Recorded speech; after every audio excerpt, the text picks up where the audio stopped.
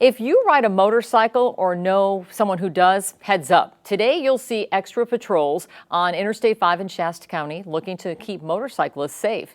The CHP is conducting a motorcycle safety enforcement operation in the Redding area. They're trying to reduce the number of motorcycle crashes.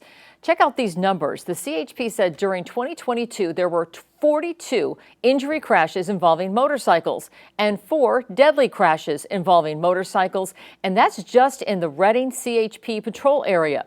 They'll be looking for violations that make the roads dangerous, including following too closely and unsafe lane changes.